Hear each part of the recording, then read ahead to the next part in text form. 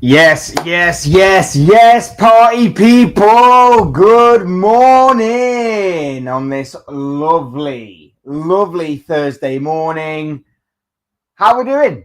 How are we doing? It's a very early stream, I admit, a very early stream this morning, but it is a necessary one because what we're going to be talking about today is a story that has been gathering a fair amount, I would say, momentum in recent days. And I'm, of course, talking about Alexander Isak of Newcastle being linked with a move to Liverpool. Now, this was a story, obviously, that broke several months ago. Liverpool were heavily interested. And, of course, there was a big debate about whether or not Isak would leave Newcastle, depending on whether or not Newcastle got Champions League football or not. But even if Newcastle did get Champions League football, which they eventually did, there was talk that maybe there was still an opportunity for Isak to leave Newcastle and leave St. James's Park this summer. Maybe not necessarily to Liverpool. There was also Arsenal that were interested. There were probably one or two other teams from across Europe that were interested because Isak's just that phenomenal of a talent. He is absolutely incredible.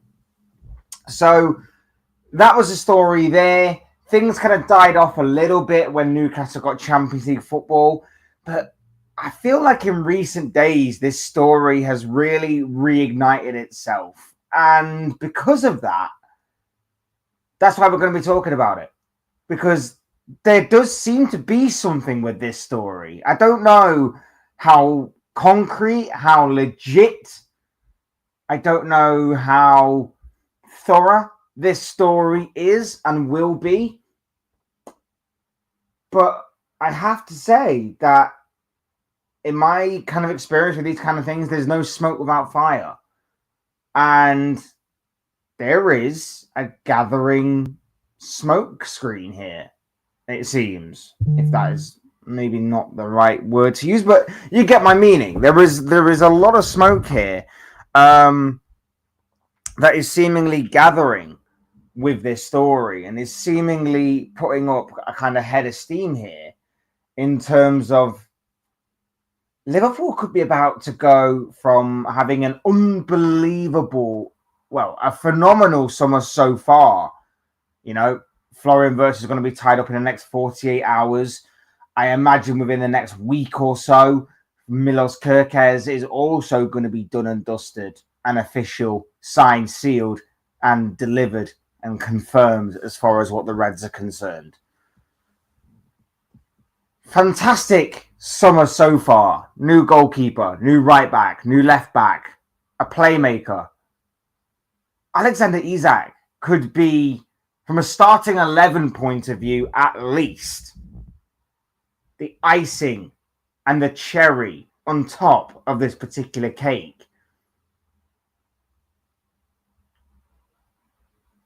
And as a Liverpool fan, it's unbelievable. It's unbelievable to think that this could be potentially happening.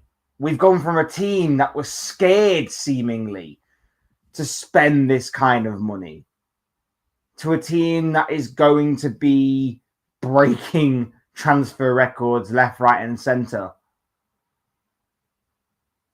I, for one, am extremely excited by this. I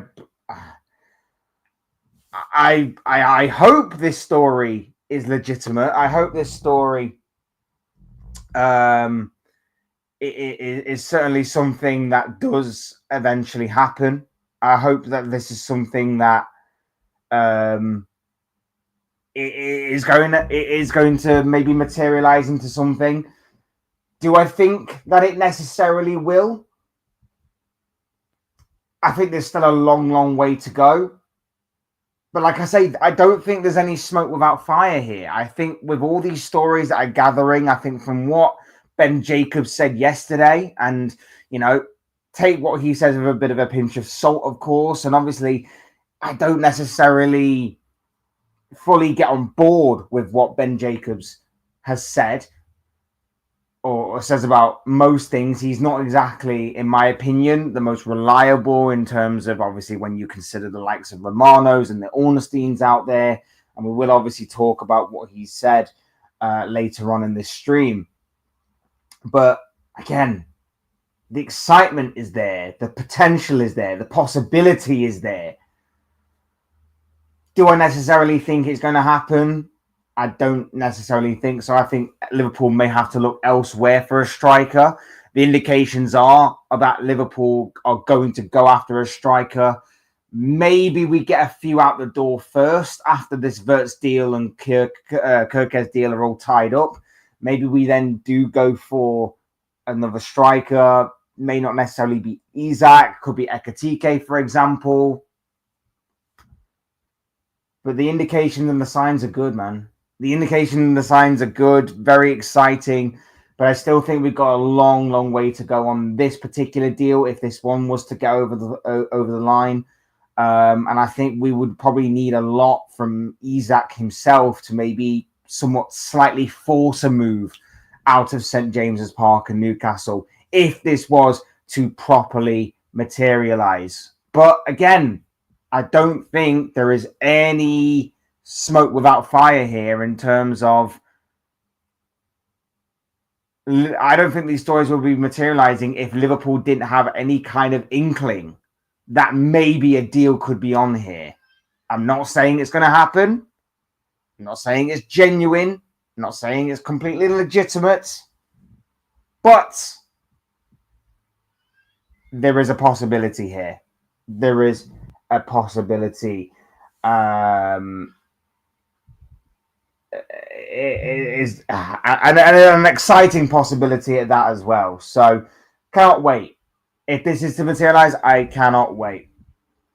As always, people, hit the like button, subscribe if you are new, and get involved in the chat, people. Alexander Isak to Liverpool.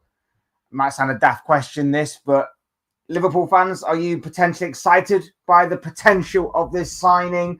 Do you think that this is the right move for Liverpool to make? Do you think this is the right move for Isak to make?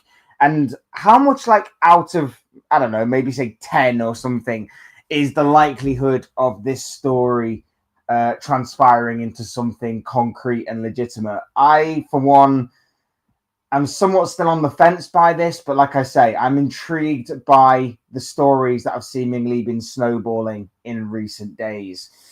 Let's go to the chat. Luca Talks Ball is in the building, although he may have left. This one was seemingly from ages ago. He says, you're winning the league. You know what, mate?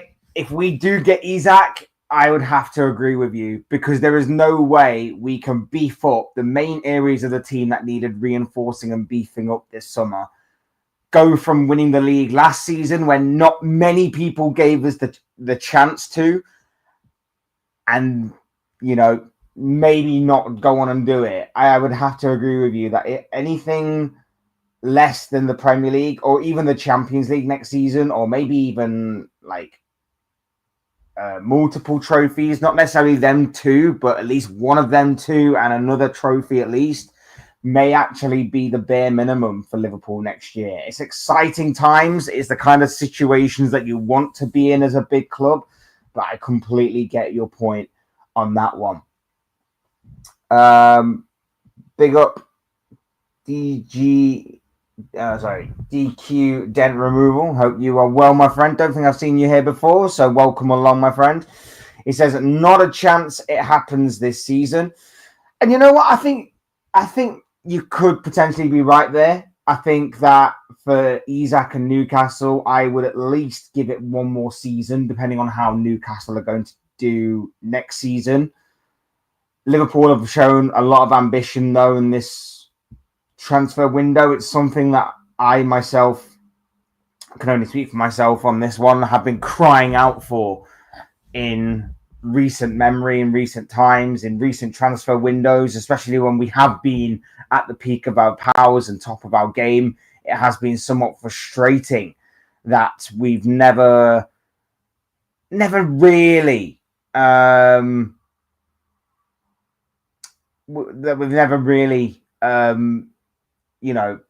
splashed the cash as much as we should. And as I keep saying with these big transfers, the Wirtz deal, that, for example, this has been, that deal has especially been 5 or so years in the making. That's been like missing out on Jude Bellingham, missing out on like a Haaland, missing out on a Caicedo, missing out on an Enzo Fernandez, missing out on that player and that player and that player. This has been a long time in the making. And I'm not saying that we haven't splashed the cash big in the past. Darwin Núñez is obviously a very big and glaring example of that.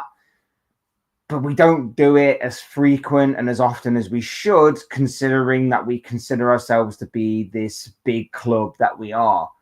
And obviously, last summer, we spent barely anything on our squad, managed to win the league. The year before, winning the Carabao Cup, not spending that money that we had on Moises Caicedo towards the end of the transfer window. So we've been sitting on a big pile of money for God knows how long. It's about time that we used it, and this is a very good opportunity to do so. And, Isak would be absolutely phenomenal. Isak would be absolutely phenomenal. There is no doubt in my mind about that. Again, do I think this necessarily happens? Maybe, maybe not. But I can't help but feel there is something to this. Because, again, I don't think these stories and from people like Ben Jacobs and even, this is seemingly catching fire further afield, that this has an inkling of happening. I don't think these stories kind of break if Liverpool don't really feel like this story or this move could potentially be on later on down the line. It is going to take a lot of money, and it probably is going to take a lot of convincing for Isak to somewhat maybe force the move a little more. But it isn't out the realms of possibility. It's not out the realms of possibility that this could potentially happen. Wirtz is in Isak's DMs. Big up drunk Vigo. I'm pronouncing that name right. But yeah, maybe. You rate it 10 out of 10. You know what? I really do hope you're right, bro. Really do hope you're right. Reluctant Gamer, how you doing, bro? Hope you are well, my friend. You look to be a Newcastle fan. Just taking a wild guess there. You're allowed to give 200 million. I mean, I think the story is that Newcastle are looking for somewhere around 150 million. Now, that could just be the maximum. Could also be a minimum. Could also be a minimum with maybe, 50 million in add-ons, if what you're saying does come to fruition. And I completely understand that. Like I say, there is no real need for Newcastle to sell Isak, in with PSR and FFP concerns. You could still get a way around that with, potentially selling other players in the team. Doesn't have to necessarily be Isak. We saw, was it last year or the year before? Things kind of just blur into one. Liverpool were going after Anthony Gordon. The narrative at the time was that Newcastle may have to sell to help PSR stuff. And then you went on and you sold Elliot Anderson. And I think you sold somebody else whose name now escapes me in order to aid those PSR concerns. So it's going to be an interesting one. Like I say, it is definitely going to be an interesting story to follow. Especially if those kind of PSR concerns are legit. I don't necessarily think they will be, and like I said, I think you can get around it by selling other players, by looking at other players to get rid of, if that is the case. But yeah, it's going to take a lot. Like I say, there is still a long way to go on the potential of this deal.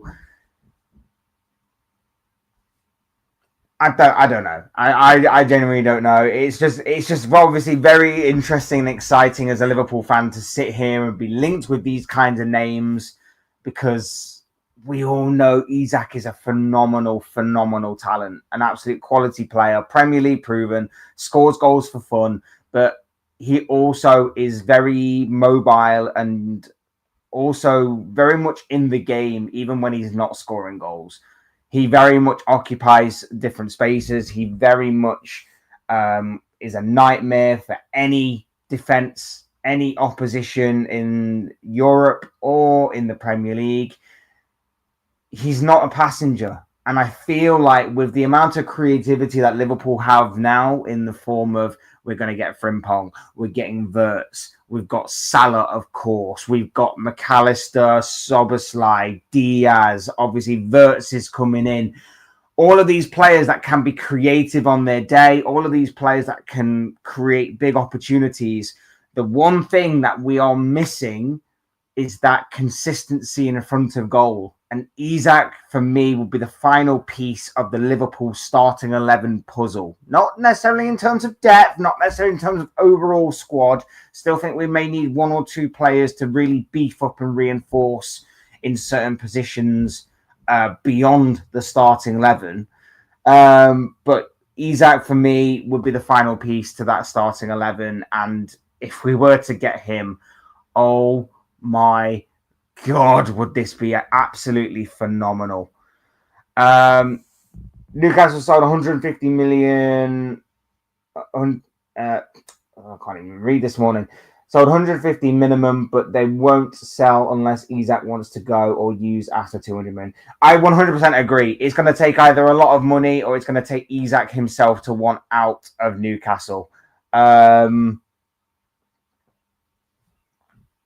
There's a long way to go. There is a long way to go. But as I keep saying, I don't necessarily think that these stories come out unless Liverpool don't have an inkling there is something here to maybe pursue. That and I 100% agree with you. Like I say, I think it's going to take a lot, but it's exciting to think about. By the way, people, 25 of you are in the building. Hit the like button and subscribe if you're new, or get involved in the chat, whichever one you prefer, or do all three. It's up to you. It's up to you guys. But can't thank you enough for all being here. I really rate this. So thank you all. Very much appreciated from each and every single one of you. I don't rate Wirtz. Fair enough. You're entitled to your own opinion on that. I get that. I'd like to know, though, why. Why don't you rate Wirtz? I mean, I'm intrigued to know. I'm intrigued to know why you don't rate Wirtz. A guy who's got plenty of assists these past couple of years. I think he's up there with. I think it's like he's something along the lines of like. There's only Mo Salah that has got like maybe more goals, more assists. Something along them lines, or double figures. Maybe it was double figures in terms of goals and assists. I remember reading something, but I can't remember exactly what it was the other day about him. But I'd love to know why, bro. I'd love to know why.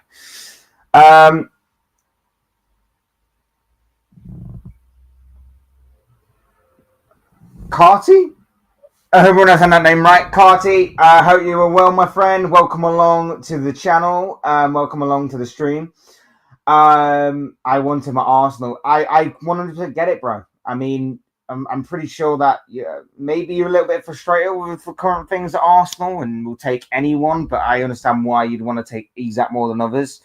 Looks like you're going after Sesko, though, so we'd love to gauge your opinions on that if you're still in the building, bro, about whether or not you rate Sesko or not. For me personally, I don't necessarily think Sesko is the way to go for you, if I am to be honest. But as a Liverpool fan, I'd also say that I'd rather you take Sesko over an Isak or a Gyökeres or even an Osimhen. So I'm intrigued to know what you guys think about that one. I purchased my new kit with Isak on it.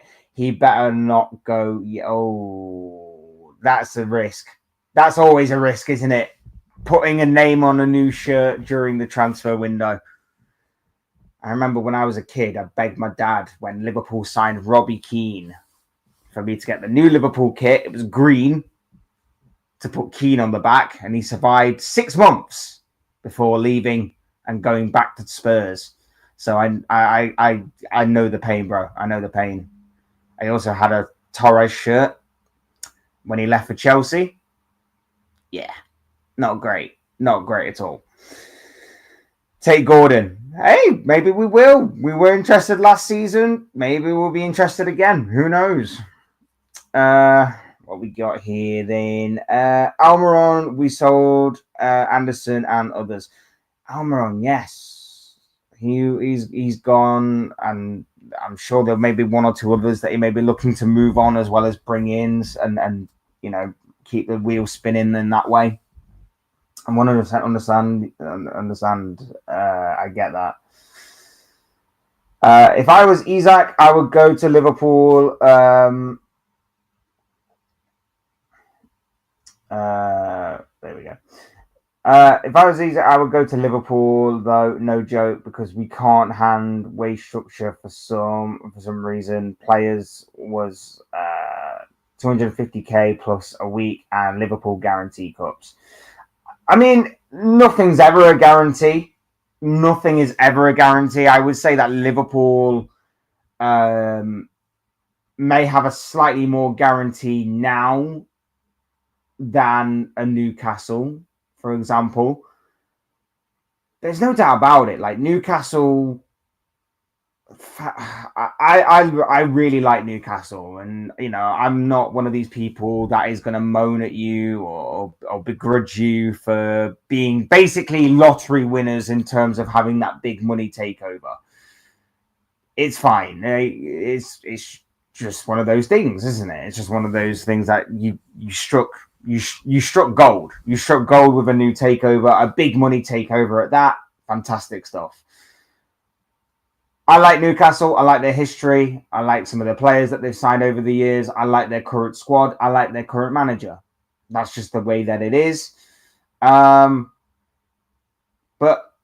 football is football. Business is business. Like, this is just business. And it comes with the territory of being a bigger club. Like, some of your big name players are going to move on.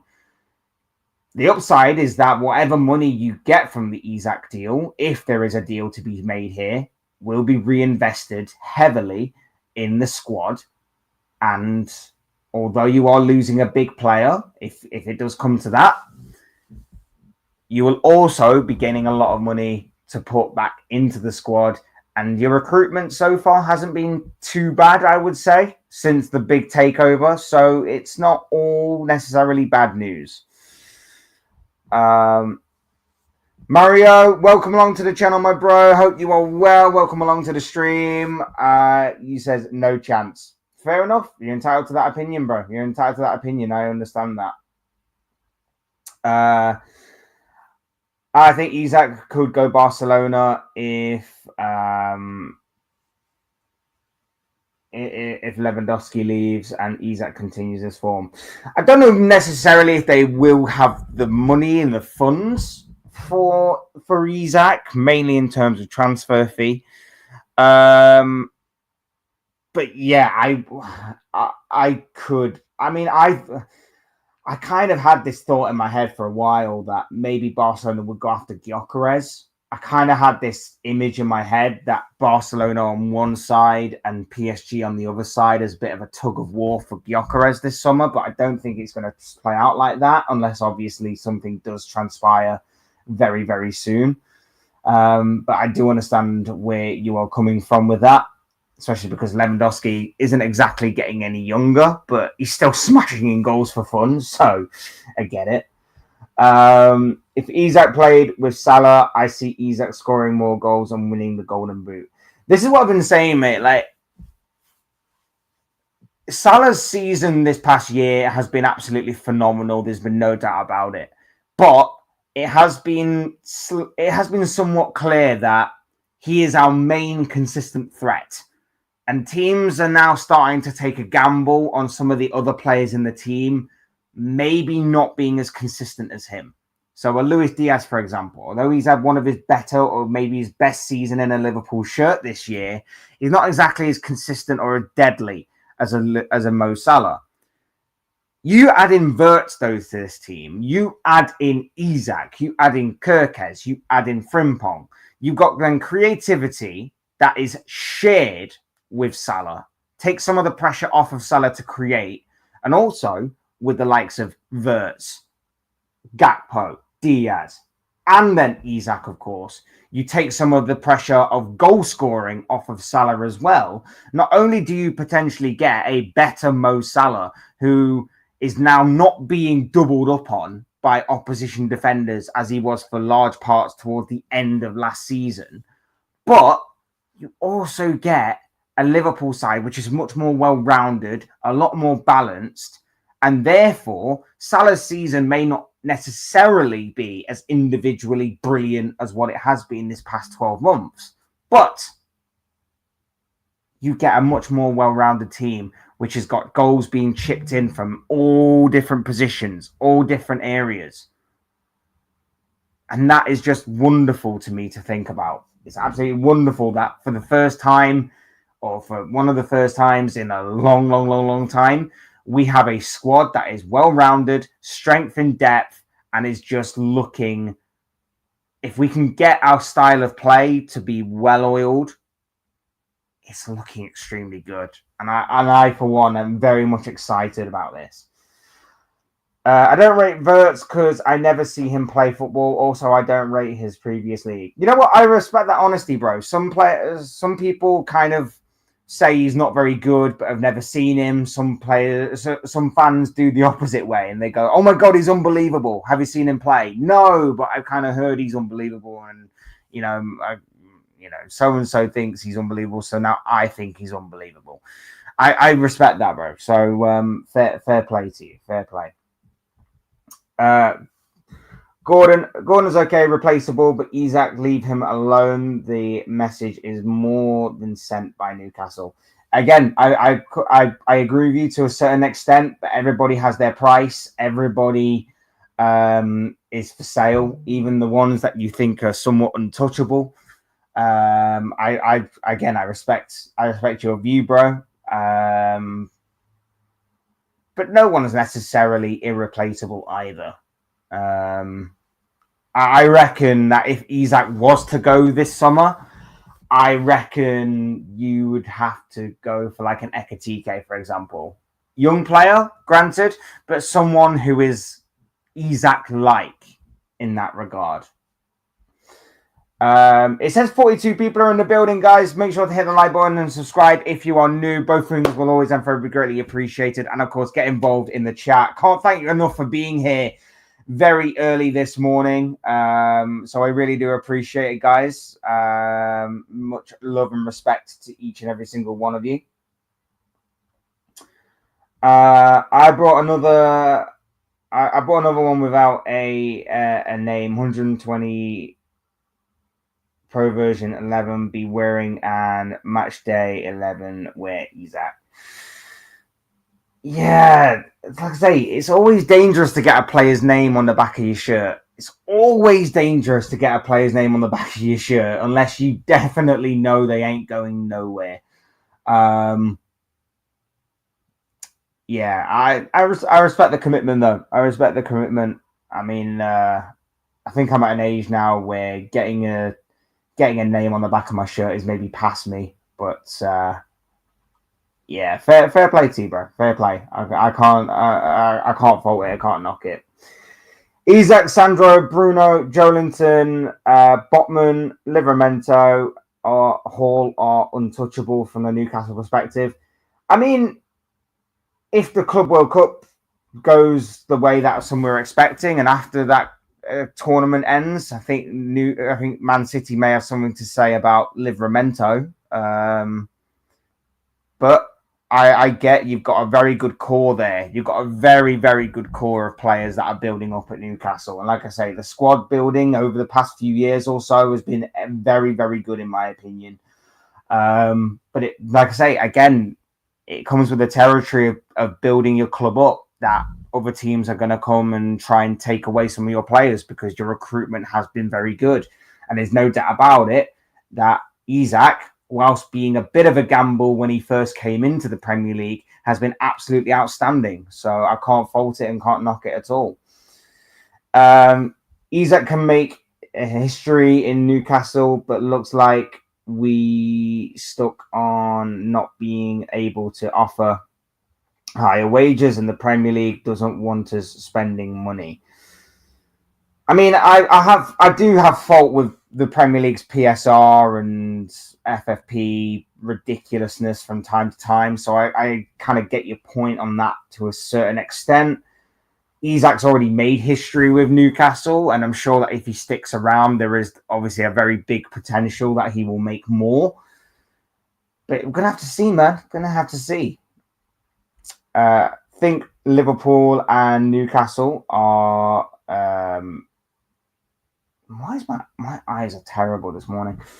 Our most passionate fans in the country. I agree.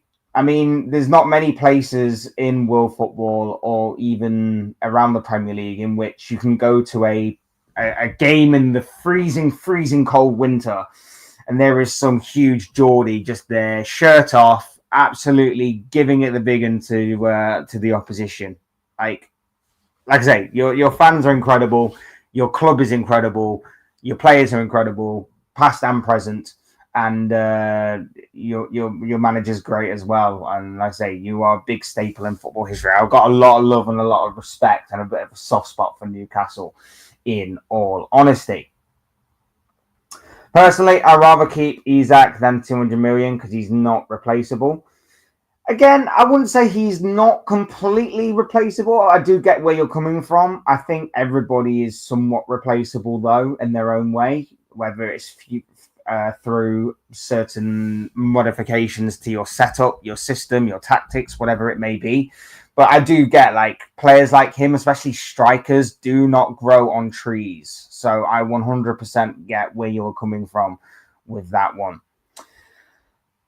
In the realm of theory, it could happen, but realistically, with Newcastle in the Champions League, fine financially, offering him a new contract, forget it. Not to mention the costs.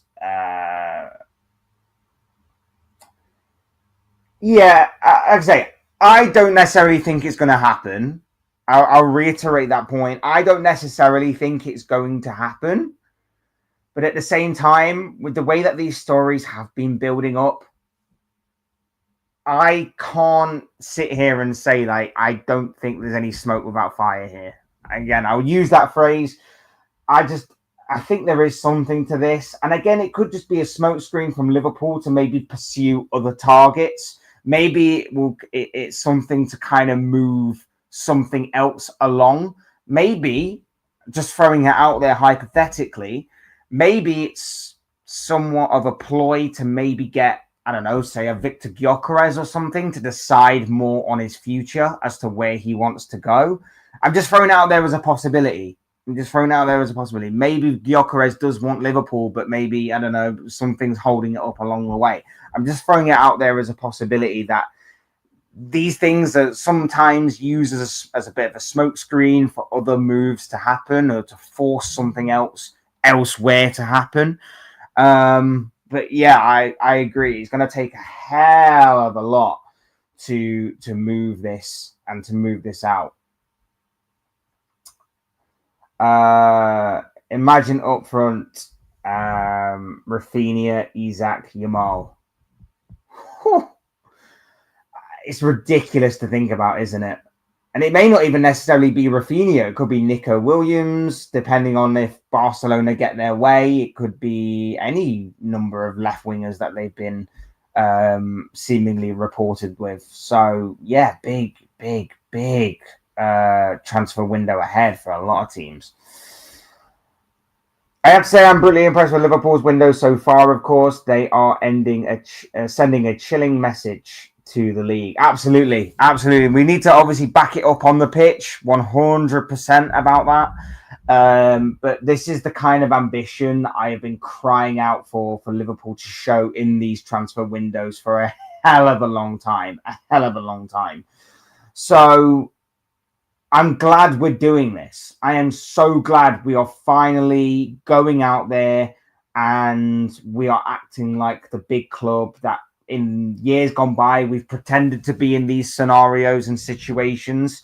So glad about this. And we're actually I'm actually making smart moves as well. Which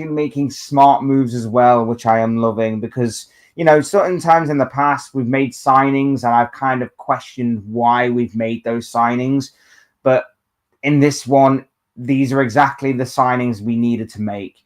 We obviously needed a contingency plan in place for Alisson Becker to leave in the next year or two. We have that with Mamardashvili. We can bleed him into the side slowly but surely this season and maybe next if Alisson stays. We then needed a replacement for Trent. We've got Jeremy Frimpong, one of the most attacking-minded right-backs in world football right now. We needed a new left-back. Both Tsimikas and Robertson are past their use-by date for me. We go and get a 21-year-old Milos Kerkez, who is somewhat Premier League proven. It's going to be interesting to see if he can step up, though, from Bournemouth to Liverpool, but I have full confidence that he will.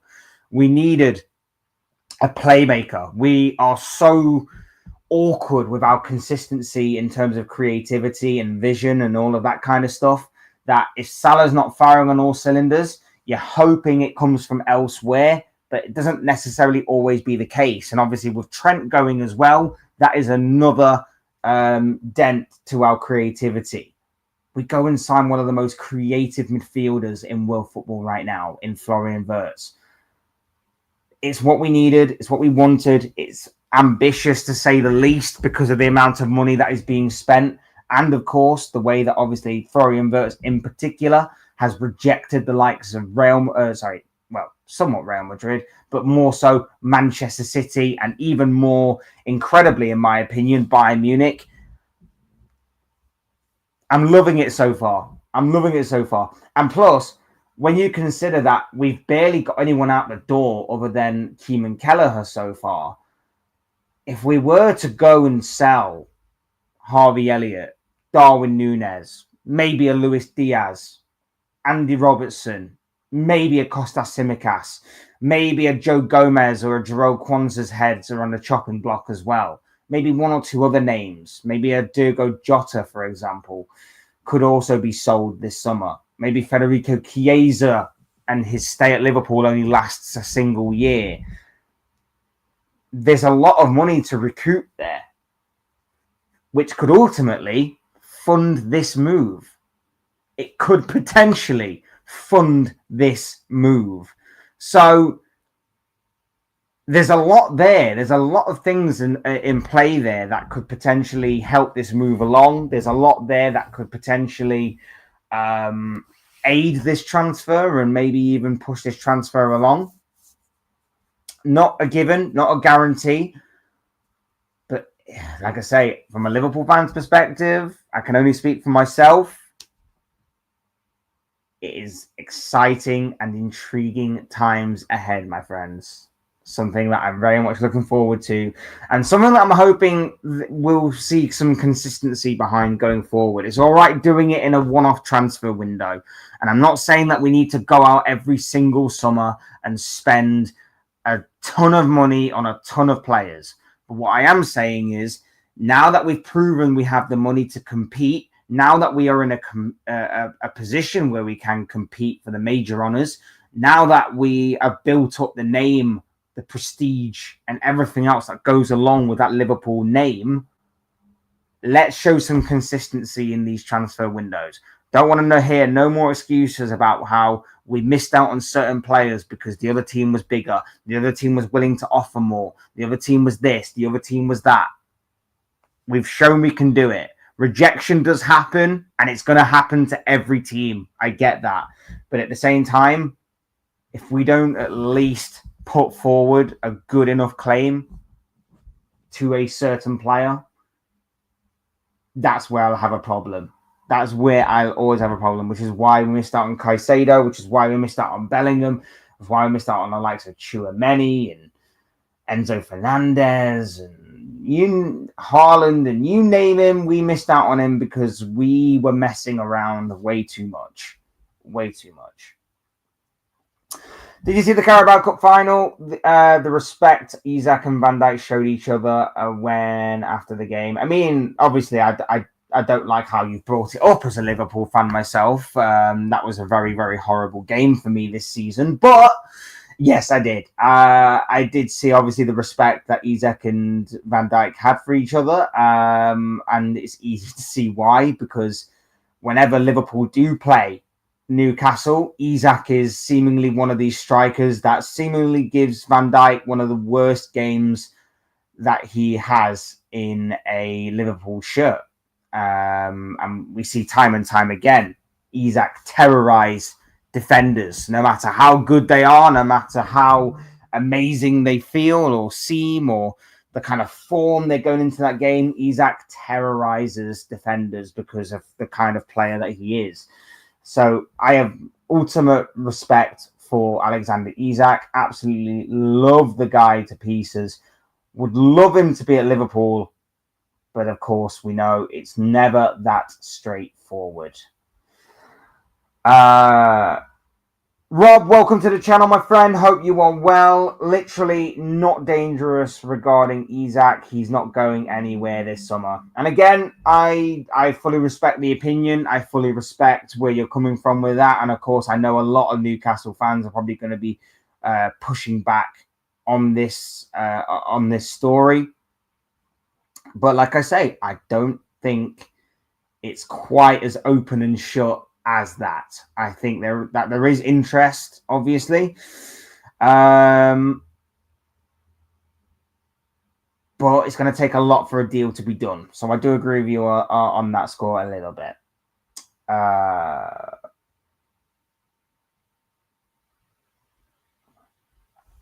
We've got Bertie here. Welcome along, my friend. I hope you are well. He says, good luck getting players like them to sign again if they start blocking moves to bigger clubs. Yeah, I mean, we shall see, won't we? If it emerges in the next few days or so that there's another trip to America on the cards for Michael Edwards and Richard Hughes, in the same way that obviously it originally broke about Florian Wirtz, that they obviously wanted the personal approval of a certain John W. Henry. Then, that's the time to get really, really excited by this. That is the time to get really excited. But obviously, we shall see. Man, if Edward wants him, he will be okay, but more likely he wants to come. Big up you, by the way. I hope you are well, my friend. It's exciting, isn't it? It's exciting to think about. It's intriguing to think about. We know that we're going after a striker. That's the positives. The positives is that we are going after a striker, it seems. After we tie up Wirtz, after we get Kirkes done, we are going after a striker. It's what's needed to happen. Obviously, Nunes is out the door. Jota is Jota. It's exciting. Is it going to be Isak? I don't necessarily think it will be. But it's at least intriguing to think about that, we're doing these kinds of things. We're doing these kinds of things. It's something that we've wanted for so long. Do you believe Man United will be a threat? I think in a few years. I'm not necessarily thinking anything short term. I still think there's a lot to prove at United, but they've started off really well. I think Cunha is a great signing for United. If they can get Mbeumo over the line as well, that would be another fantastic signing for them. but there's still a long way to go. You've still got a goalkeeper, which has got poppadoms for hands. You've still got a striker who couldn't hit the water if he was standing in a boat in the middle of the ocean. There's still a long way to go. There's still a mentality to fix. There's still an environment of toxicity at times to fix. But I do like Amorim. I have to admit that. I do like Amorim. And I think that he's probably the way to go for the future. And I think you just have to ride out some of these bad times. And I think you just have to obviously face this kind of storm you're under right now. Yeah, it's not great this past season. Finishing 15th is absolutely abysmal. Losing the Europa League to, of all teams, Tottenham is even more of a nightmare. But at the same time, I've got to be honest. I do think that give it another 2-3 years, maybe. There's no doubt in my mind that United, as much as I hate to say it and as much as I hope I'm wrong, could potentially get back to a certain level where they are competing again. Because that is how much I do like Amorim. And as much as I hope that I am wrong, and as much as I hope that I am wrong and it fails, I do think on some level they have the right man for the job. They have the right man for the job. The new regime has come in. And sorry, just sorting something out here. And yeah, I do think that United could potentially be a threat again in years to come. Not necessarily for the short term, but for the long term, 100%. It could potentially happen. And I hope I'm wrong on that. Really do hope I'm wrong. So we shall see. We shall see.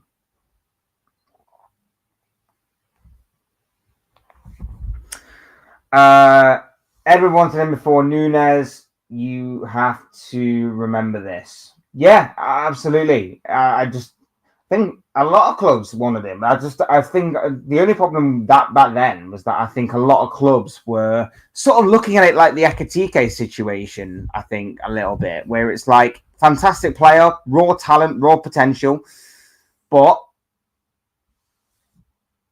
bit of a gamble. And I think that's why he ended up at Newcastle as a sort of testing ground a little bit for those bigger teams, shall we say, with all due respect. But now it's like, right, we've kind of missed the boat on that. And that's why we're having to pay a lot more money than what we would have done if we'd have just took the gamble on him when he was at Sociedad. So, yeah, big opportunity missed. But it's going to be interesting to see, obviously, how we go. Because obviously, like you said, he's been on our radar for a long time. Big up Lee, who's a Newcastle fan. He says, you're not getting Isak. You know what, mate? Yeah, again, you're entitled to think that. And again, if I was to lean more one way or the other on this, I'd probably have to agree with you, because I do think there's going to have to be a lot for in this transfer move to eventually materialize and happen. But like I keep saying, I don't think there is any smoke without fire with the amount of stories that have been snowballing in recent days. Just look, Edward got the best in Germany from Bayer Leverkusen. Do you think Newcastle going to stand in the way? Yeah, I mean, thing is with Leverkusen, with all due respect to them, like, it does seem like it's a bit of a sinking ship right now. Alonso's gone, Frimpong's gone, Wirtz is gone. They could be losing one or two more. They could be losing one or two more players as well going forward. So kind of a little bit of a sinking ship from the past couple of years, it seems. Not completely destroyed. Obviously, we've seen things like this happen to other teams in the past in which their best players have been cherry-picked. But for Newcastle, it's a little bit different because they are in no real position where they need to sell desperately. They are not in a position where financially they are screwed. They're not in a position where they got lucky by being in the Champions League. They are definitely there on merit and they can definitely stay there for years to come. And obviously, with the way that they are building, it is looking a very promising and very exciting project. But we shall see. We shall obviously see what does happen going forward with the potential of this move. And not even just the potential of this move, but just the potential overall of what Newcastle can achieve going forward. Like I say, they're a club I have a ton of respect for. And I like the way that they have been building. They've not gone too crazy right now with the lottery win, and I think part of that may be down to FFP and PSR and all of that ridiculousness. But at the same time, I do like the way they are building. I do like the way that they have been building. Like some of the signings that they've made have been shrewd and have been very intriguing to watch unfold. So I'm very interested to see this Newcastle story continue to develop. BIG. That the notorious one. It's funny seeing how insecure Newcastle fans are. Newsflash, top teams want top players. Welcome to the top six. It is a little bit like that. I get where you're coming from on this. And especially because it's interesting. Like, and I know that Newcastle fans aren't the only ones that do this. But it is interesting when obviously these kind of things happen. And it's also interesting when Newcastle do it as well. I'm just using Newcastle as because they're the team in this scenario and the club and the fan base in this scenario. Certain Newcastle fans will do this. But Newcastle fans are okay when other content creators and myself or whoever are talking about players that they may sign. But as soon as like a team comes in for one of their players, suddenly it's a big deal. Apparently, suddenly it is a big deal. So, and again, I'm not going to clarify that by saying it's not all Newcastle fans. It's not all of them, and it's definitely not the only fan base that does it. A lot of other fan bases do it too. I, for one, remember when the Trent thing broke. I said that there was probably very little chance that he would go. Fast forward a year and a bit later, Trent made his debut last night for Real Madrid. An absolute stinker of a debut, which was kind of amusing to me, but still made his debut. Isak's story keeps reinventing itself because of speculative whoppers and spreaders of absolute horseshit like yourself. I'm not spewing it, bro. I mean, big up to yourself. Welcome along, Dave, to the stream. But I'm not exactly spewing it. I'm just talking about it because it is what people are talking about.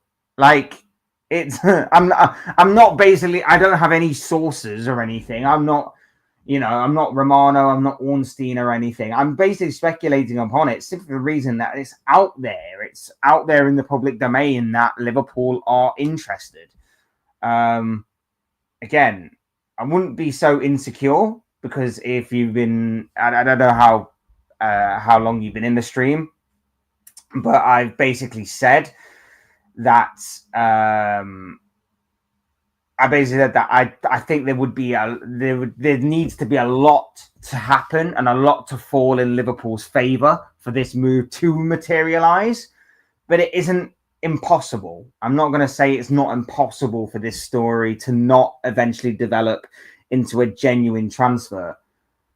If you're there saying no chance, I get it, but I don't know. It just seems like, and especially with it being Liverpool as well, like stories about Liverpool don't necessarily come out like this unless there is some substance behind it. Any other team, you can maybe argue, well, if this was like a United, for example, United are after everybody under the sun because they need players. You could argue that it could be a story of convenience with Arsenal because they are looking for a striker. Liverpool are looking for a striker. We get that. But at the same time, we know there has been, as someone said earlier, there has been a lot of interest in Isak from Liverpool in the past, from his Sociedad days. So it could be a story of reinventing itself, 100%, and I get your point on that. But it just seems strange that we've gone from, depending on whether or not Newcastle get Champions League football or not, is whether or not Isak will stay, to a point now where we are potentially looking at Liverpool maybe going on to break another transfer record by offering big money to a Newcastle side that say he's not for sale, but as we all know, everybody has their price. That's all I'm throwing out there. Verts, Isak, Salah would win as the treble next season and break so many records. You know what? I want this deal to happen for so many reasons. The success element is definitely one of them. Having a top class quality player is obviously another. I also want it for the reason that this is going to break so many rival fans as well. I want the fume. I want the fury. I want the aggression and the annoyance from rival fans that Liverpool have gone out in this transfer window, splashed the cash, and have got two high-quality players. After years of being bantered, after years of being ridiculed by rival fans for missing out on transfer after transfer after transfer after transfer, for us to get two high-quality players, spending a lot of money, it's just exciting to think about. Exciting to think about. I like it. I like it a lot. Big up to everybody that's in the chat, by the way. Probably 46 of you watching. That is absolutely incredible to me. So thank you, thank you, thank you. Make sure that you are liking and subscribing and all of that good stuff, as well as getting involved in the chat as well. Can't thank you enough for being here on this Thursday morning. So thank you all so much for this. Not a chance. It's a rubbish story. Sorry. No, I get it. And we obviously time will tell whether or not it is or not. And like I keep saying, I'm fully under the impression that we won't get him either. At least not in this transfer window so far. But until something major develops, we shall obviously wait and see. Kenny, people said that the same about Verts. That's true. That's true. They did. Welcome along, Ninja Shrimp. Cool name. It says no chance. Yeah, again, I understand where you're coming from. Isak's story keeps. Oh, you said the same thing twice. Again, you're entitled to that opinion, bro. You're entitled to that opinion. I completely understand where you're coming from to a point. But again, we shall see, obviously, how this goes. Kenny says the would be hill on it. That's completely wrecked my brain. Sorry, bro. Newcastle, if Isak won and the club, no, this won't happen. Sorry, bro. That really wrecked my brain. I do apologize. He said he didn't want to go, so this is just stupid. Not 100% sure he said he didn't want to go, but it's just going to be interesting to see whether or not this eventually does happen. And like I keep saying, I don't think there's any smoke without fire in terms of, because this is Liverpool, stories like this don't often spring themselves or don't often have this same level of pursuing if no story was there, or if no weight was behind the story. But big up yourself, Entertainment Media. Big up yourself. Hope you are well, my friend. Mate, prior to the Toons takeover, we were more like a supply club. Any player who progressed in the team was instantly snapped up by one of the cartel clubs. That's no longer has to happen. Yes and no. I mean, let's face it.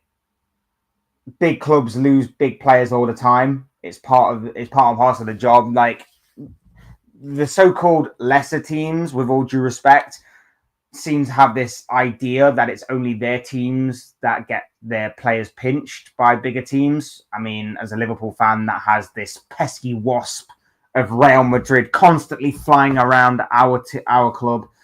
I can tell you that's like not completely true. Okay, we lose players for we lose players for free, but it's because that we're not as well a run club as you have been for these past several years. The reason why you're in a position where, you know, Isak is obviously on top of his game is because of how well you've built your squad and how well he has done, obviously, as a striker. And it's got to a point now where you are on the up. You are on the trajectory of up. I'm just having a look here. His contract expires in 2028. Isak's contract expires in 2028. So you've got at least 3 more years of Alexander Isak. It's intriguing because you are on the up, but there's no guarantee you're going to stay there, of course. There's no guarantee that anyone in any walk of life, especially football, is going to do anything successful long term.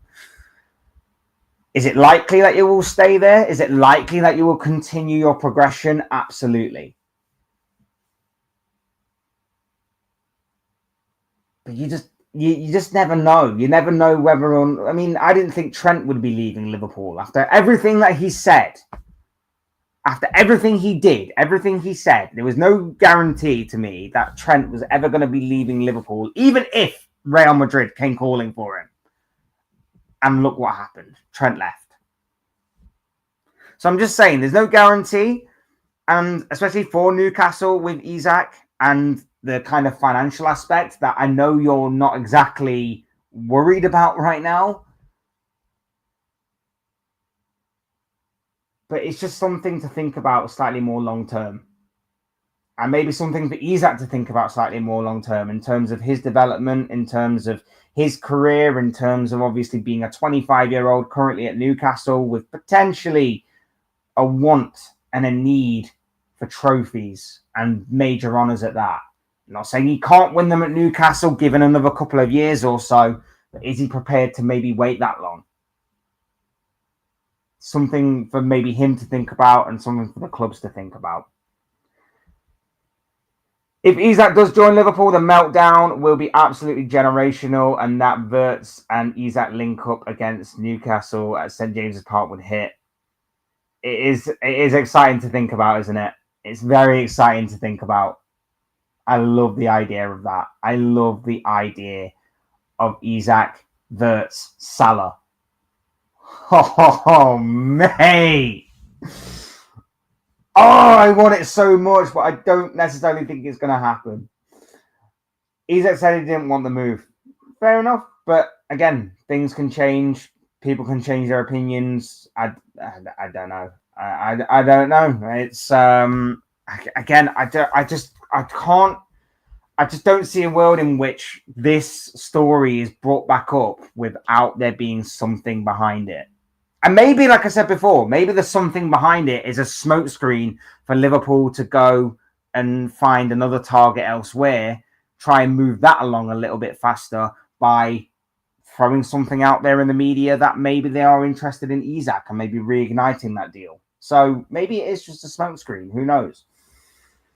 Just like Arsenal, full of BS. Wake up, and Hugo Ekitike is your striker target. And look, Ekitike for me is a younger and is a younger version of Isak, not to his level. There is a bit more of a gamble with Ekitike. He's only really come to the forefront over the past 18 or so months.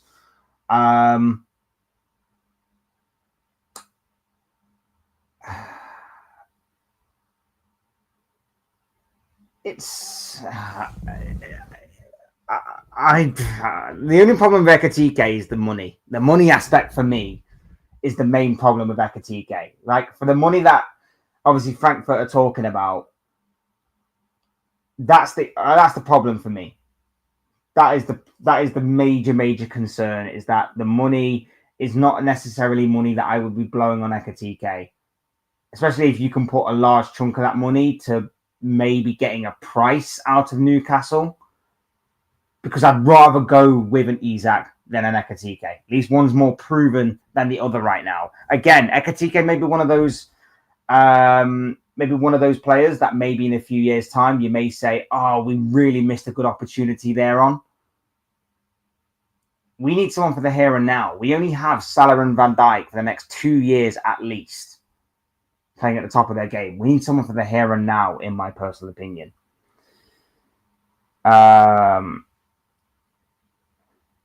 Hails Hassar, welcome along to the channel and the video, bro. Hope you are well. BIG, like the lad said, every player has his price. Isak's price will be huge. Clubs want to pay. Like I say, there's no such thing as no deal. There's no such thing as not for sale. Everybody is for sale eventually. You get enough, you get a higher price. Even Mo Salah right now, if a Saudi club came in and probably offered, I don't know, say a ridiculous amount of money, and I'm talking ridiculous, something in the region of, like, I don't know, say 600 million, just throwing it out there off the top of my head, hypothetically, you know, Liverpool would at least sit there and go, you know what, 600 million could be a potential deal. Respectfully to Newcastle fans, you could very much fall out the top four with the way Chelsea and Man United are investing. Yeah, because there's obviously no guarantee that the top 5 places next season will get you Champions League football, depending on obviously how the English teams do in the correlation things. There's no guarantee of that, and there's no guarantee of anything. There's no guarantee that we're going to win the Premier League next season after winning it this year. There's no guarantee that PSG will win the Champions League after winning it this year. There's just no guarantee. So, again, enjoy it for the moment you got. It's fine. By the way, Liverpool can't afford him, and he doesn't want the move. I mean, how do you know Liverpool can't afford him? I'm intrigued to know what your sources are, bro. How do you know Liverpool can't afford him? Like, I can't say this enough. I don't think this move is going to materialize and happen. But that's not from a financial aspect. That my prediction there is not from a financial aspect that this won't happen. I think it's from the aspect of Newcastle don't have to sell. Newcastle don't want to sell. And Liverpool may look at better value for money elsewhere, potentially. So I'm intrigued to know what your kind of thoughts are behind that. Bro, you need to get through these messages. I'm trying. I keep going on rants and tangents. If you're new to the channel, then strap yourselves in, because I do like stuff like this, and I love your questions, and I love you all to pieces. But for me personally, I will go on rants and tangents, as I am right now, ironically. But I will do this. But I do apologize if I'm not going as fast as you'd like. So we move. And Mbeumo rejected Newcastle for 17th place Man United with no Europe.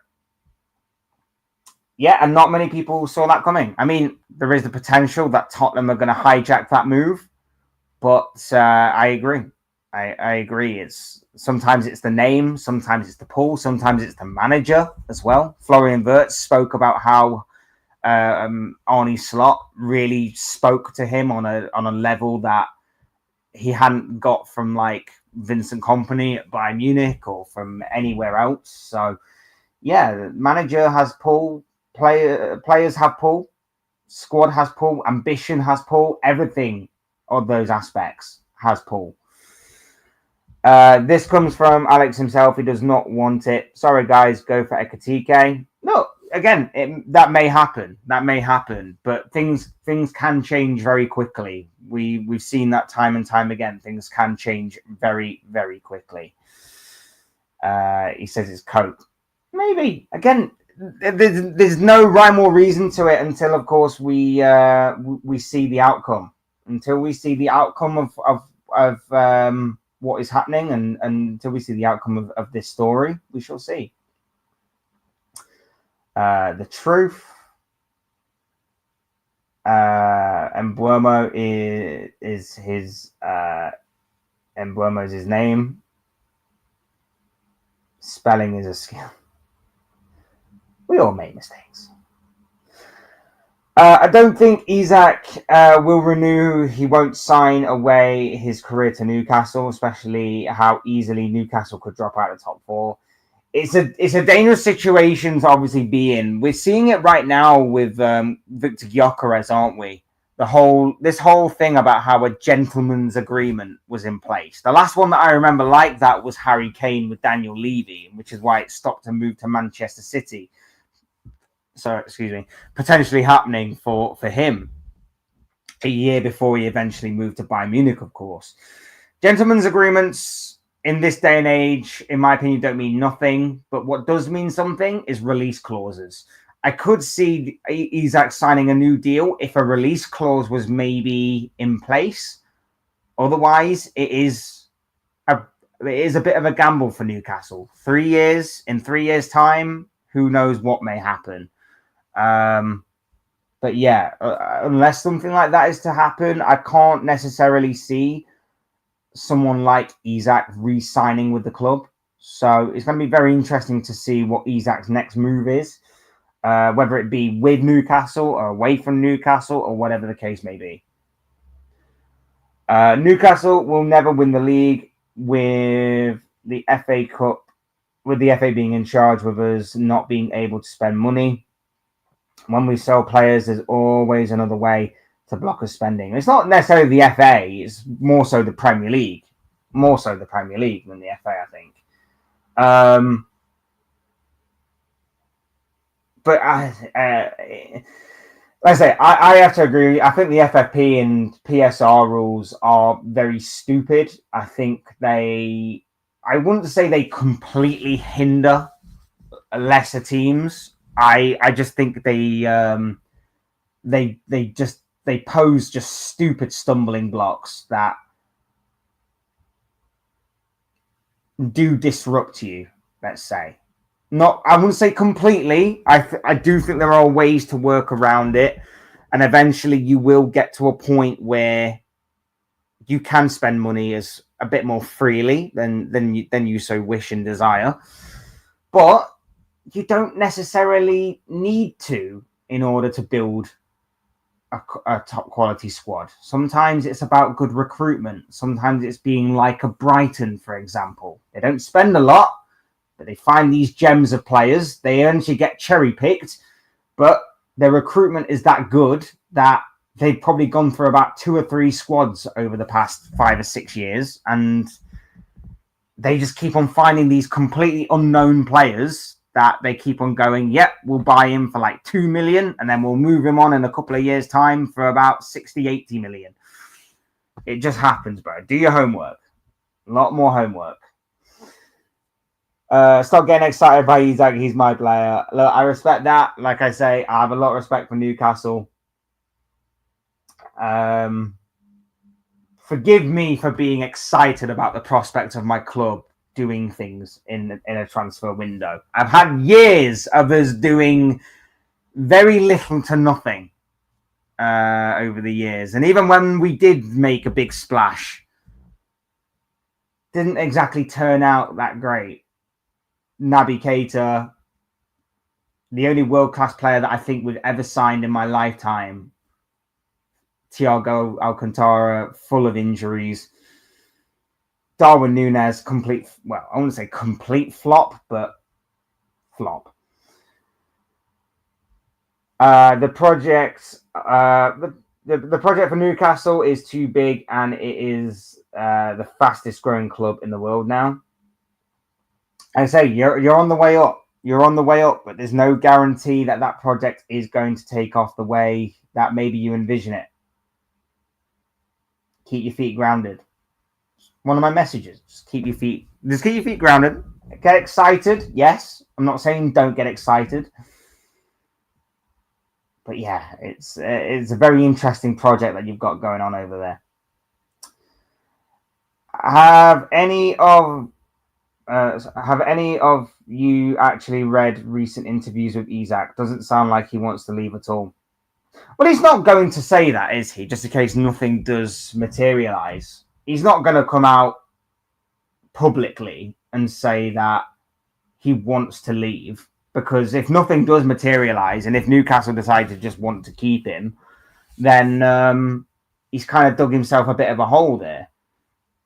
I'm sure that on some level he doesn't want to leave. I'm sure that he loves the club, and obviously you saw what it meant to him when he won them the Carabao Cup. I'm sure that he doesn't want to leave, but like I say, these things can sometimes turn. Do I think that this move is going to happen? Probably not. But things can change very quickly in football. Certain players can go from, this is my dream, this is my ambition, I want to captain this side one day, talking about a certain individual when I say those things, and then sign a new contract and go, right, I'm going to get on Duolingo and I'm going to start learning Spanish for no particular reason. Just saying. Liverpool need Osimhen or Ekitike. I'd love Osimhen. Osimhen, Gyökeres. The only problem I think with Osimhen is I think his wages are too high for Liverpool. Ekitike, I think the transfer fee is too high. I like Ekitike. I think there is definitely some raw talent there. He does strike me a bit Isak-like in some aspects and some parts of his game. But I just think both have their hindrances in terms of wages or transfer fee. That's my only problem with them. Reluctant Gamer says that he doesn't rate Ekitike. Fair enough. No, but some of us have had talks with him. Ekitike, that is. Again, he's definitely someone in demand, but I think the only reason why nothing is concrete as of right now is maybe because of the price tag. Although United might be looking into that, so we'll see. Selling Diaz, Núñez, and Elliott gets us 140 million minimum. Yeah, I said this. I said that I think when we get rid of certain players that are high, that either Arne Slot doesn't rate or maybe are past their use-by date, we can definitely look at maybe buying again. So I agree with you there, BIG. And Buemo rejected Newcastle because he wants higher wages. He's greedy, like most players these days. Hence, they run to Saudi. Certain players are, and certain players are driven by money. There's no doubt about it, and I don't hold that against anybody. I said that the other day. Someone. I can't remember if it was my stream or whether it was a stream I was on with Royal Red, who said he brought up an interesting conversation about John Duran. And I said that basically he does seem like he's a bit of a mercenary because he's seemingly motivated by money. And I don't necessarily disagree with that. I don't hold that against anybody. If you are in this game to make money, you have probably a family to feed. You have a family to provide for. Go for the bag. Go for the money, bro. Like, you do you. I'm not bothered by that. But as a football fan, I would prefer players that want to run through brick walls, that want to win titles, that want to push themselves to be the best and to push the team to be the best. So I have no problem if you want to make money. That if that's your motivation, go for it. But just make that aware, make that known to at least my club. before you maybe sign for us. Go to anywhere else for that. It's fine. Lucky, long time no see, my friend. Hope you are well. You come in with Ekatike. Looks like he doesn't like eating. He's one skinny striker. Fair enough. Maybe need to bulk up maybe a little bit, maybe. Especially if he's going to come to the Premier League, that kind of physical element of the Premier League may eat him alive. I guess that's where you're coming from with that. PSL was made 1 week after Newcastle was bought. Yeah, you'd think that they would have maybe tightened things up after what happened with Manchester City, but yeah, it was very strange that they let it lie for a while and then Newcastle get bought and then they're like, oh, wait a minute, we should probably have a look at certain things with the financial fair play of the league and stuff like that. It's a madness. It's not on Newcastle. It is on the way that our lawmakers are stupid. The lawmakers in this league are stupid. Why is Newcastle not offering a bigger wage contract to Isak? He deserves easy 300k a week if Sterling and others get paid 350k a week. I mean, don't say that to him. You want to keep him and you want to kind of keep him on as low wages as possible, surely. Like, I do get your point. And, you know, I think if a bigger team, with all due respect to Newcastle, were to come in with that kind of money, I think it would be difficult maybe for him to turn it down. Again, I'm not saying he's motivated by money, though. I'm just saying that maybe he would feel like with what he's doing and with how much of a big part player he is to any team, maybe he does feel like that may be somewhere in the region that he's owed. Maybe. A lot of Newcastle fans act like winning the owner lottery guarantees a climb to the top of football, but that's far from reality. Money helps, but it doesn't guarantee success or a seat with the elite table. Yeah, I mean, you've got to work for it still. Money isn't the only thing. You've got to have the plan in place. You've got to have the infrastructure behind the scenes. You've got to have everything in place to be a well-oiled machine, a successful club, both on and off the pitch. There's a lot more to it than just, like you say, winning a lottery. But at the same time, they are working in that direction. They are heading in that direction towards where maybe in the next 3, 4, 5 years at least, they could become big part players in the Premier League. They could be well up there, challenging for the league season after season. They've got a good squad. They've got a very, very good starting 11, I would say. They've got a very good starting 11. I think there needs to be a bit more work in strength of depth. But Newcastle, like I say, are heading in the right direction. There's no doubt about it. Isak never said he wants to stay or leave. He's just staying quiet, doing the best at his job. He's fully professional. If he wants to leave, to say it now, not tomorrow. Anything can happen. This is what I'm saying, bro. This is what I'm saying. He's not going to come out and say that he wants to leave because he's already built up a very big rapport with the Newcastle fans. He ain't going to say that he wants to leave or anything along those lines. He's just going to basically come out and be like, I'm just doing my professional job. I'm here right now. I'm going to commit 100% to Newcastle. I fully understand that and I fully get that. So I do understand completely where you're coming from, my friend.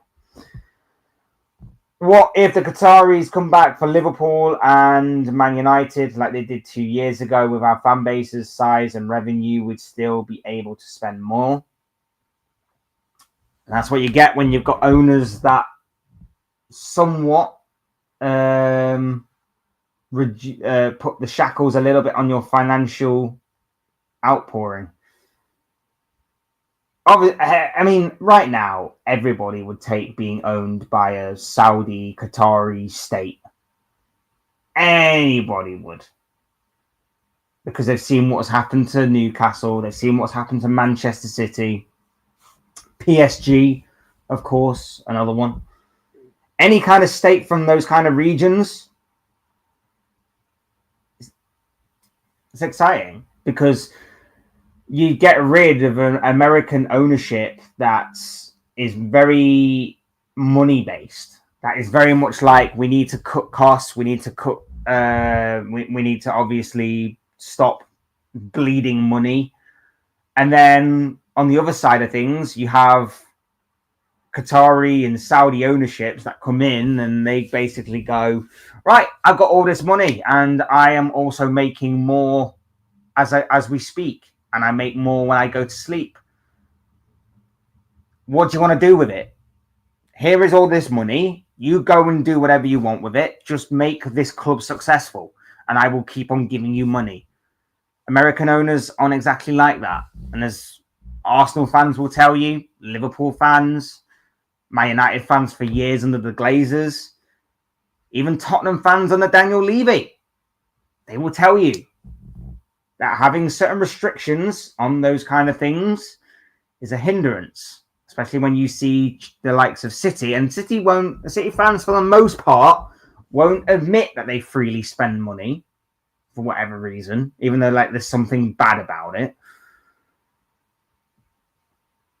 They see City go out there and spend money season after season, transfer window after transfer window. They've already spent about 350 million this year alone, not just in this transfer window, but in the January one as well.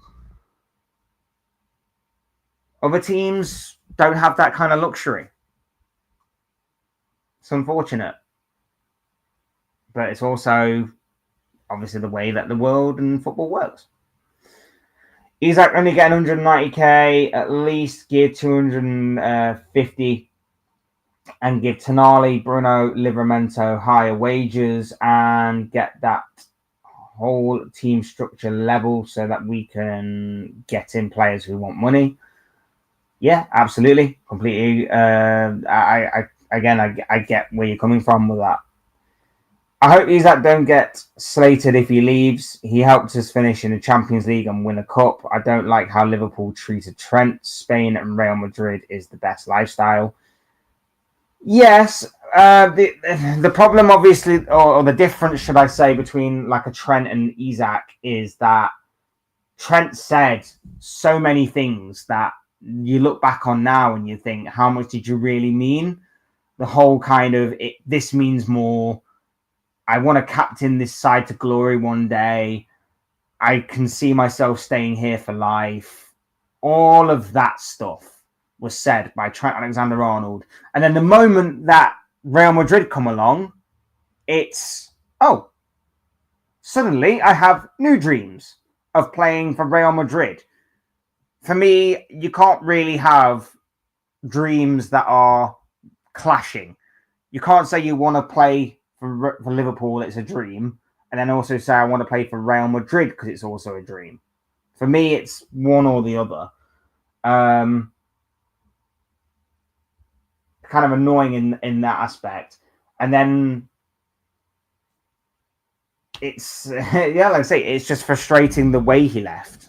It's just all of that is just very frustrating. In Isak's case, he obviously wasn't born and raised in Newcastle. He came in at a time where Newcastle made a real statement of intent with signing him.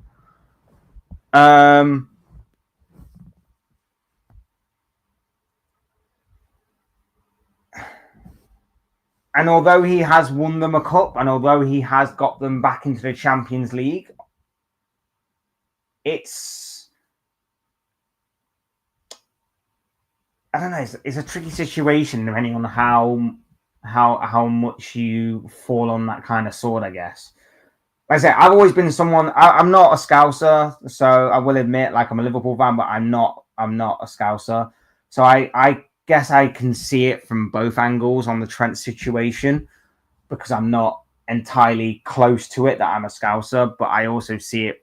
And I've said this on numerous videos when talking about Trent that, you know, there is an element there where I can see it from both perspectives. But yeah, I get where you're coming from, bro. I get where you're coming from. All fans are the same. One week they are happy, you're doing well, but soon they have one poor game, they get hated on. Sometimes when Howe didn't pick up some points, they say we should get a manager after a week. Yeah, I remember seeing that. I remember exactly where you're coming from. It's frustrating, the sort of bipolar sort of nature of football fans, the sort of hypocrisy sometimes of football fans. It can be quite maddening. I 100% get what you mean, but no, I like Eddie Howe. Even when he left Bournemouth, I still said there was a manager there. I still said there was something there with Eddie Howe. I do really like the guy. I do really like the guy. We're not mad that he left. It's Howe. Oh yeah, 100%, 100%, 100%. This is to Reluctant Gamer. It says, do you really think that the Trent treated the club that has given him and his family their life for the last 20 years was done with any respect? Max also goes on. Big up to Max, by the way. Hope you are well. Welcome back to the channel, my friend.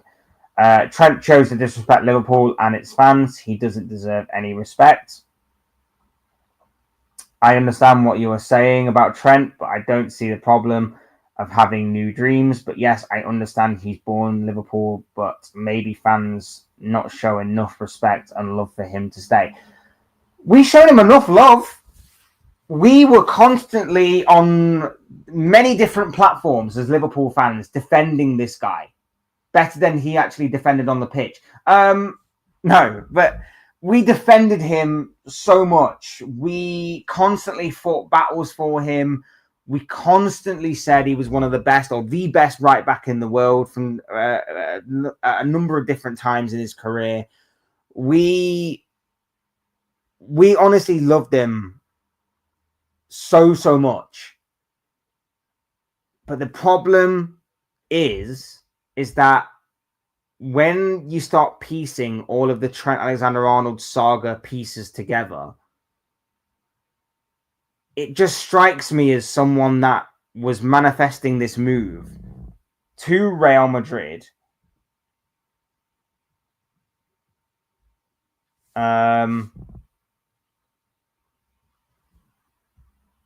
for years in the making. It just seemed like that. It just seemed like this was planned by Trent. This was like a couple of years or so in the making since he signed his last contract. And at this moment in time, we don't know if the club was aware of that or not.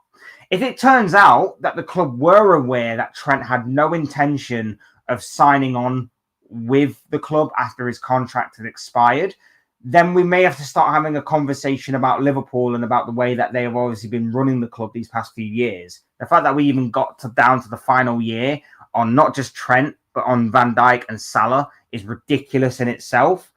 But there is so much to it that when you start piecing it together, it just seems disrespectful on Trent's end towards the fans and towards the club. And I understand completely why Liverpool fans are angry. At the same time, in saying that, though, I've said it again, I can understand why Trent would want to leave. And anyway, the wheel keeps on spinning. No matter what happens, whether Trent stayed or not, the wheel would keep on spinning regardless. And it is what it is. We have to move on now. And Trent's made his bed. He has to lie in it no matter what happens. If he's successful, he's successful. If he's not, it is what it is. It is what it is. If he was honest at the start about it all, people would have been more disappointed than angry and would have left a legend. Yeah, absolutely. I think if he was at least honest about it, at least we probably could have said, you know what? I don't personally get it, but at least you've been open and honest with the club that we will probably give you a better send-off than what was actually given to him. And I do agree with your next point as well, that it was the lies and the deceitfulness that pissed off. Again, if it turns out that the club knew about this and the club messed up completely, then we'll have to revisit this conversation and change our perspective. But right now, it does seem like it's all on Trent. Well, the vast majority of it is all on Trent, shall we say.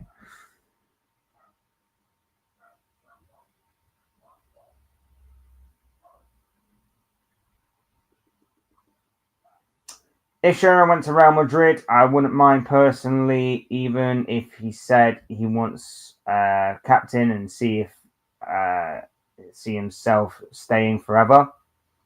But if Real Madrid came knocking, it's very unexpected, so minds change quickly. Absolutely, 100% get you on that one.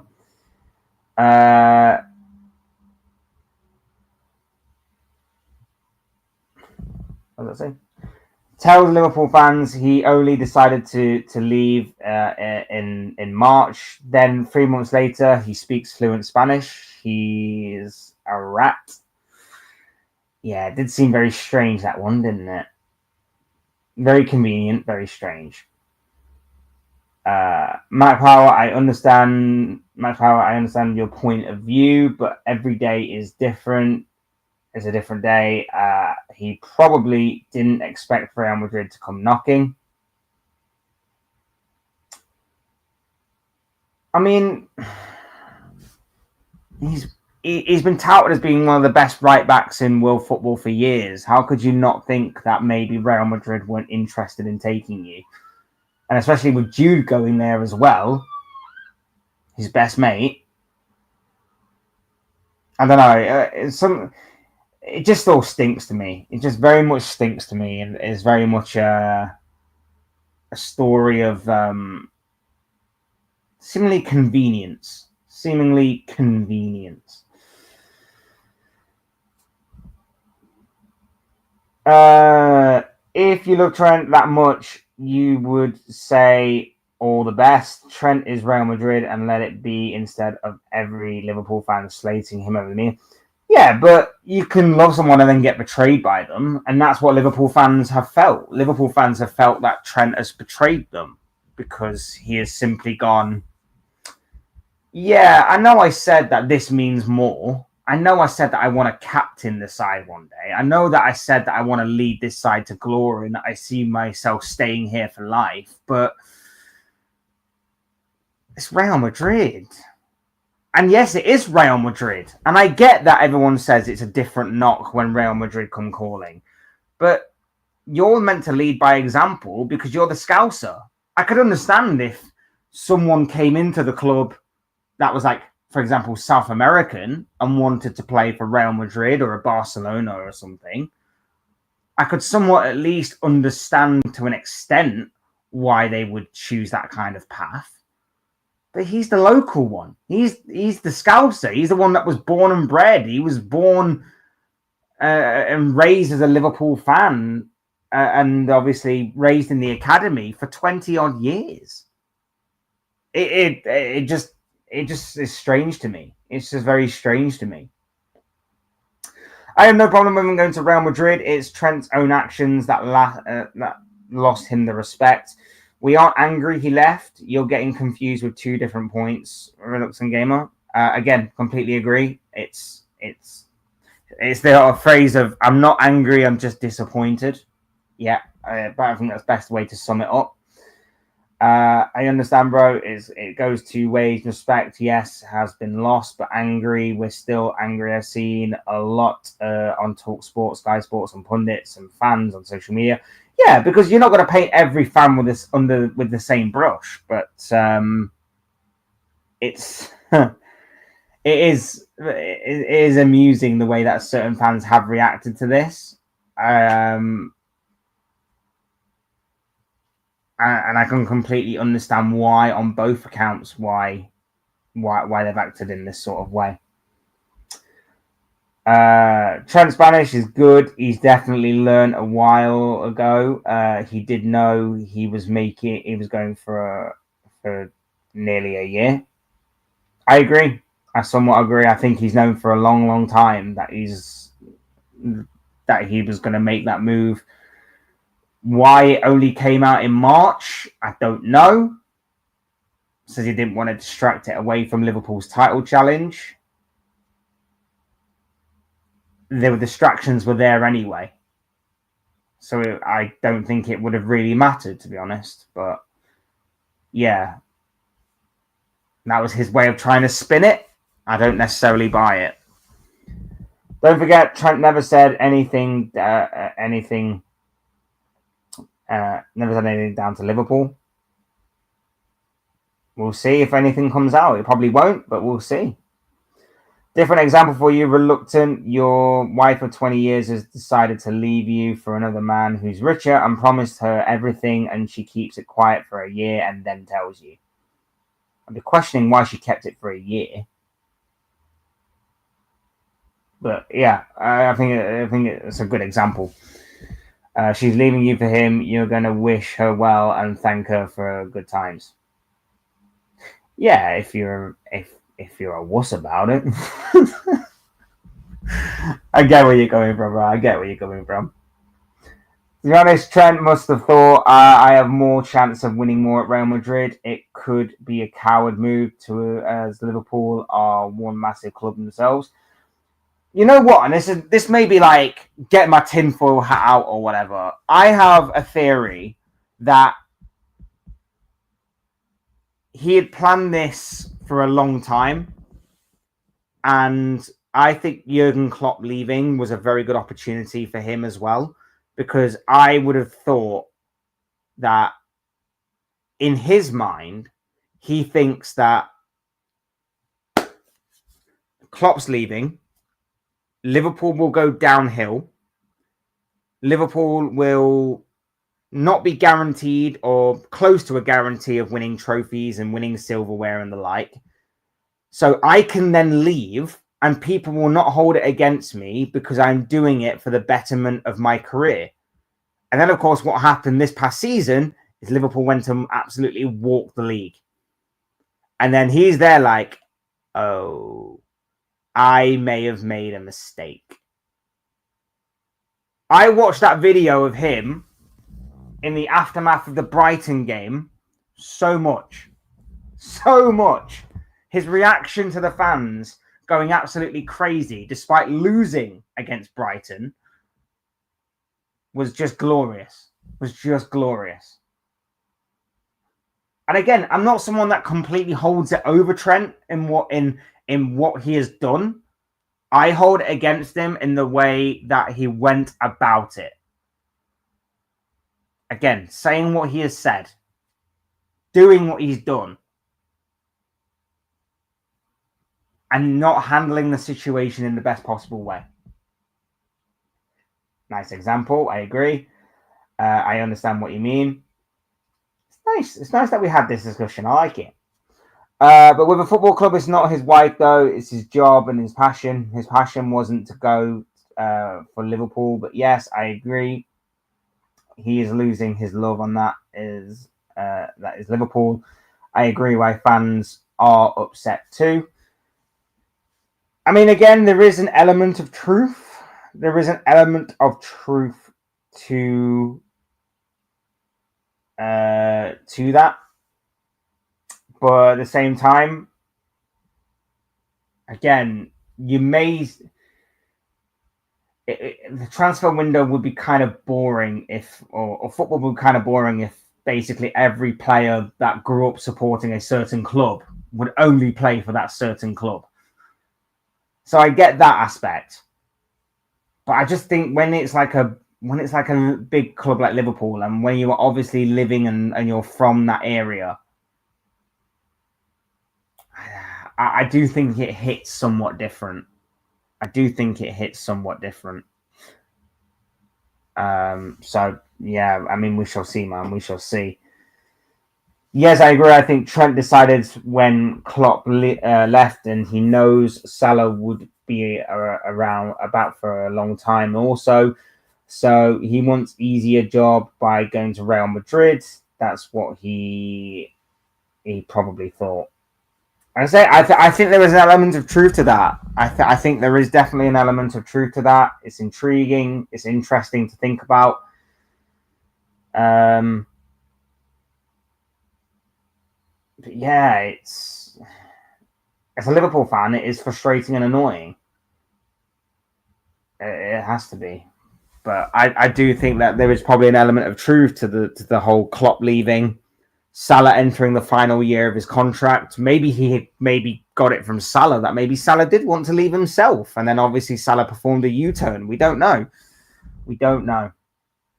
I understand why some respect has gone. Absolutely, the respect has gone, and again, it's a case of he's made his bed, now lie in it. You've made your bed, now lie in it. We'll see, obviously, how his move to Real Madrid does transpire. It didn't exactly start great last night. It wasn't exactly the best of debuts that I've ever seen, and that's an understatement, but it is what it is. Right, guys, I've really enjoyed this. A madness of a stream. Thank you to each and every single one of you that took part, that got involved with liking, subscribing, or getting involved in the chat. That was absolutely awesome from each and every single one of you. I can't honestly thank you guys and appreciate you guys enough, because you guys really, really were awesome during this, and I'm so glad that we had this discussion. I'm glad of the community that we're building up together. And again, it's diverse opinions. It's diverse opinions that I'm all for, because it creates good topics of conversation. It'd be very boring if I was to sit here rambling and you guys just agreeing with me and not challenging the opinions or saying anything different. But I absolutely really enjoyed it, so I can't thank you guys enough for that. Salah always said he wanted to stay at the club, and it was up to the club. Yes, he did. To be fair to him, yes, he did. Obviously, he was like one of the ones that came out publicly and said all of that stuff. So, fair play to Salah for that. More Scouser than Scouse. And Reluctant Gamer here says that I'm a new subscriber, even though you are stealing Isaac. I appreciate that, man. I can't, like I say, I can't thank you guys enough for subscribing to the channel and supporting the channel in any way, shape, or form. Like, you guys are absolutely awesome, and I will never take that for granted, and it will always be appreciated. I really do thank you, and I'm trying to build this community to be full of different fans, so I hope to see you in the comments of my videos or in the chat again at some point. Really hope that you did properly enjoy it. Do you have a channel yourself, my dude? Do you have a channel yourself? I will have to check it out if you do.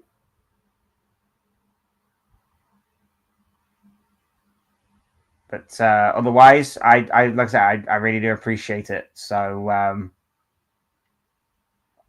can't. Yeah, like I say, I can't thank you enough. Thank you. Salah kept his word, but Real never came knocking for him. I think it was mainly down to his age. I think if this was like a 27, 28-year-old Mo Salah, I think Real Madrid would have definitely came in for him. But as it is, he's on the wrong side of 30, unfortunately, but he's still going extremely strong. And I think the bond and love that he had for Liverpool may have been even stronger. So that could be reasons why. I don't know. I had to ask the man himself. Yes. Oh, I'll check that out after. I'll finish. I'll wrap up here, and then I'll check it out afterwards, my dude. Or if we want to, or good there. Yeah, this has been fun. Really enjoyed this one. Cannot thank you guys enough. Absolutely awesome from each and every single one of you. Salah loves Liverpool most. Absolutely. Lovely way to end on. Like I say, fingers crossed the Isak thing does materialize for Liverpool. Do I necessarily see it happening? No. I still think a lot has to move. A lot has to materialize for Isak to eventually go to Liverpool. But here's to hoping that something miraculous and even more earth-shattering and groundbreaking that Liverpool have already done in this transfer window happens once again. Much to obviously reluctant gamers' dismay, I get it. But from a Liverpool fan's perspective, fingers crossed. Fingers crossed. You guys are absolutely awesome. Cannot thank you guys enough. I can see Isak going personally, and I see him staying. I think it's 50-50. Intriguing stuff. We shall see what the future holds for both Liverpool Football Club, Newcastle, for all three of Liverpool Football Club, Newcastle United, and Alexander Isak himself. Guys, absolutely awesome from each and every single one of you. Thank you for liking. Thank you for subscribing. Thank you for taking part in the chat. Absolutely awesome from each and every single one of you. And I hope to see you back here again for another video or live stream or whatever it may be. Hit the like button if you haven't already. Subscribe if you want to. Both things will always be greatly appreciated. Get involved in the comment section if you're watching this on repeat. Maybe you've got thoughts of your own, opinions of your own, or maybe you've got comments or questions for future videos, future live streams that you want to talk about later on down the line. That will also be greatly appreciated as well. And like I say, thank you to each and every single one of you that's participated in this stream. The support is absolutely unbelievable. Cannot thank you guys enough for all of that and much more. Yeah, I've been Fletch. This has been another Fletch Talks live stream, and I will see and speak with you all again soon in another video, live stream, or whatever it may be. Thanks, guys. Appreciate every single one of you. Take care. Enjoy the rest of your day, and I'll speak to you all again very, very soon. Peace.